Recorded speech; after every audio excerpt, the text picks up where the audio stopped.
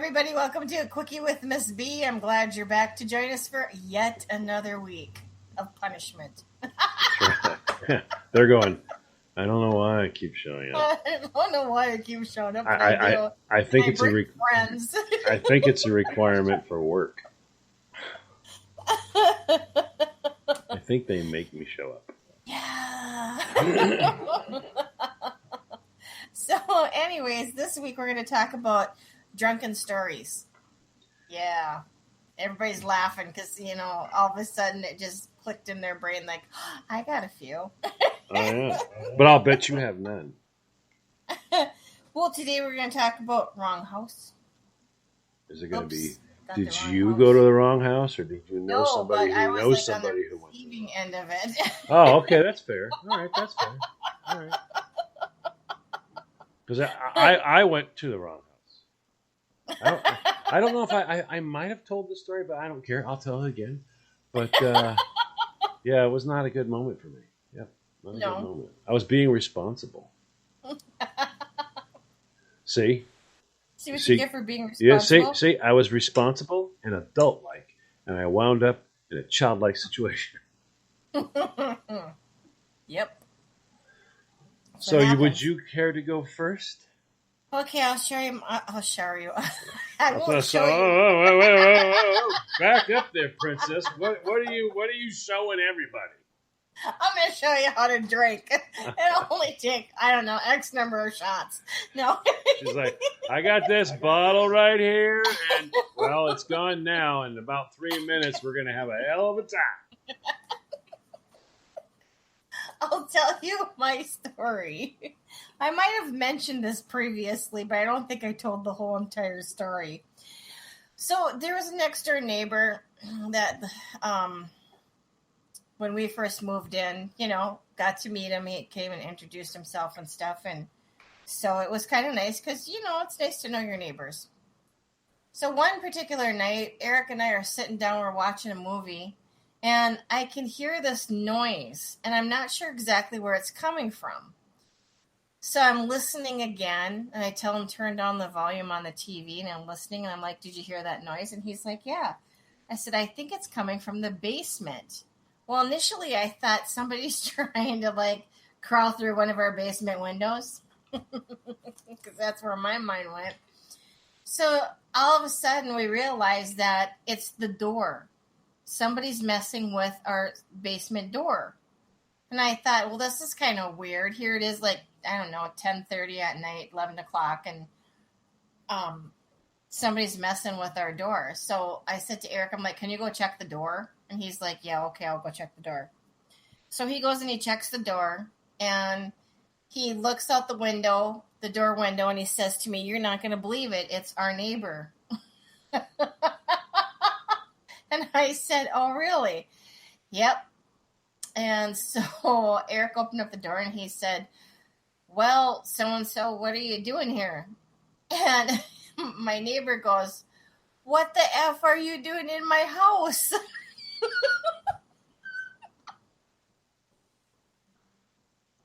And Eric goes, this isn't your house.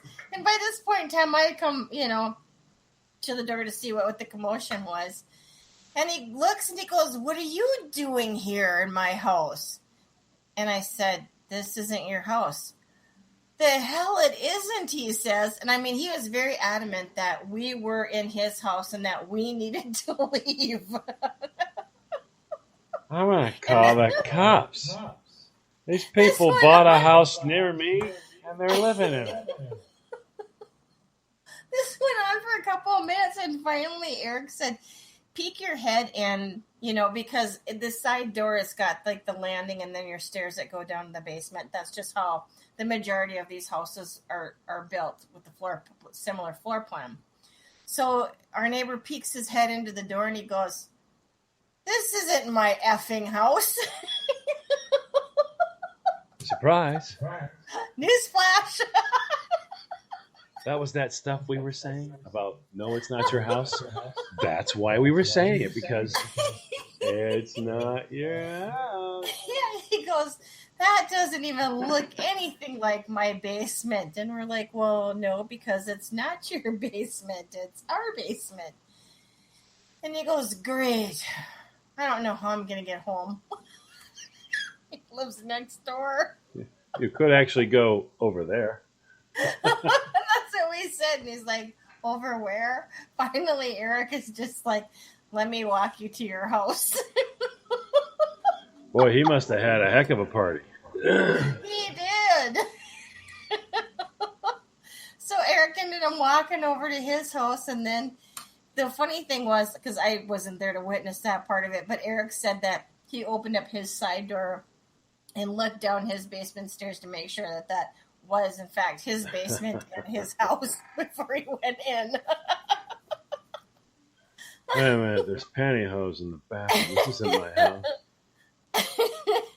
Yeah, but Eric literally had to walk him next door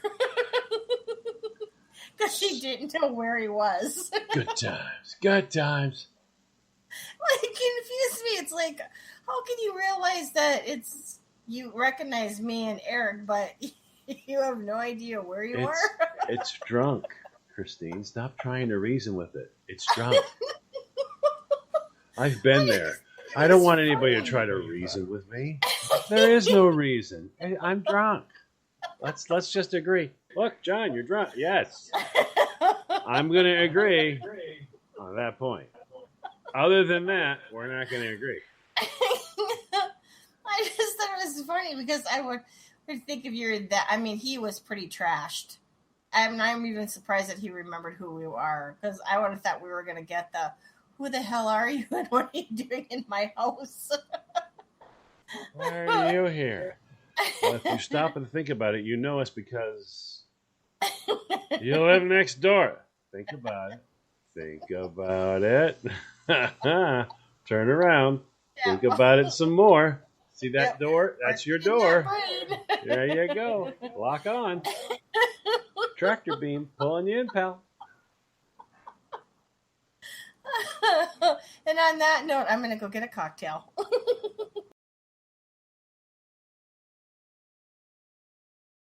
Welcome back, everybody. You're listening to A Quickie with Ms. B. Today is Monday, first episode of the week. And if you missed the first half, please go back and check that out. And as always, thank you for listening. Well, now you heard my story, so now it's John's turn to tell his story. I'm pretty sure I told this like a Reader's Digest condensed version of it, but I got 5 minutes right now, so let's go for this. I mean, and I was being so good too. I was at a buddy's place, and another friend had said you should stop by. I'm like, well, I might stop by. Yeah, sure, maybe. And I ran out of beer. So what perfect time to go stop by my buddy's house when I'm out of beer. I can go get more beer, right? Now, I was responsible. All right, this is back when responsible wasn't mandatory. I mean, you didn't have to. I was still responsible. I knew. I was one of those people that went, I'm hammered right now and I'm having trouble walking. How could driving be easier? All right, so I walked down to it was like a 7-Eleven style store and picked up another 12-pack and started carrying it, under the arm and started heading. All right, now I stopped and I stopped for something, to drink a beer or whatever.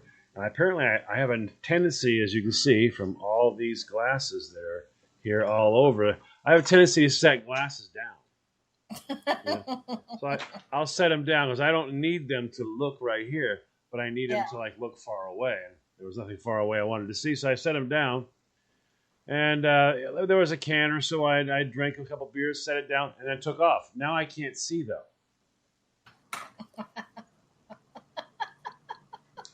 So I know I'm going to a yellow house. So I go to the yellow house, and I'm like, knocking on the door. Hey, dude, it's me. Let me in. And nothing. So I knock on the door some more. Dude, seriously. You walk all the way there, and you invited me. I'm expecting the door to open. I'm expecting you to go, come on up, man. it was a little chilly out. I'm expecting you to let me in and let's have the last of these beers here. You know what I mean? Still, they're nothing. And I see a curtain move. So now I know, in my special drunken state, they're messing with me. They're not. I mean, I'm serious. I saw that curtain move, so now I begin to be a bit more exuberant in my requests to enter the home. Yeah. Things like "let me in now," and I'll punch your face right. I'm literally a little on the overzealous side. I need to come in the house, and I want them to let me in right now. And the police show up. That's a little. That's a little confusing for me. The cops are there, and it would appear that this yellow house that was here wasn't actually the correct yellow house. The yellow house I needed was like about 4 houses down, and the cops all over me. I'm getting read the riot act. Apparently, this is some little old lady's house that I've been sitting there going, "Let me in. If you don't let me in, I'm gonna come in and knock you the blank, blank, blank, blank, blank." Which I can understand. The little old lady's like, "There's a crazy drunk man out front, and he's screaming, he's gonna hurt me." Oh, yeah, that happened. Yes, it did. Great. Threatening little old ladies. But in my defense, I wouldn't have done anything because I'd have been like, "What are you doing here? You must be his grandma. Where's he at? I'll punch his face in."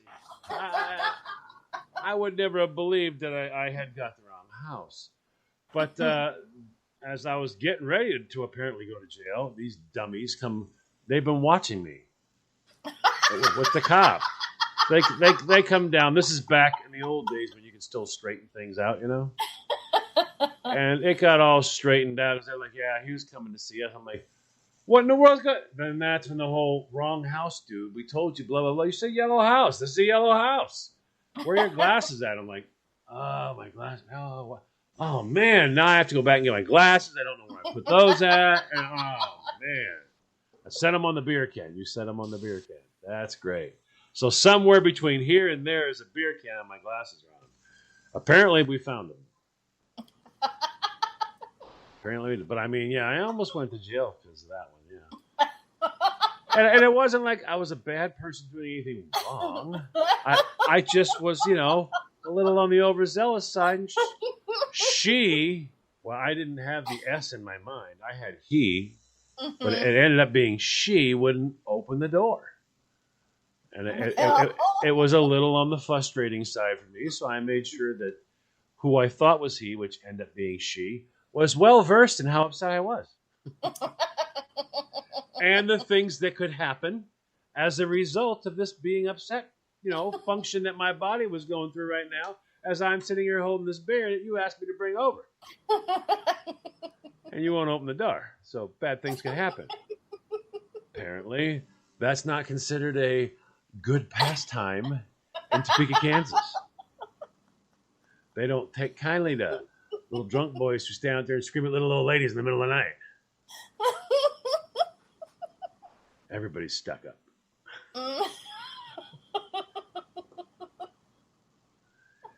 Yep.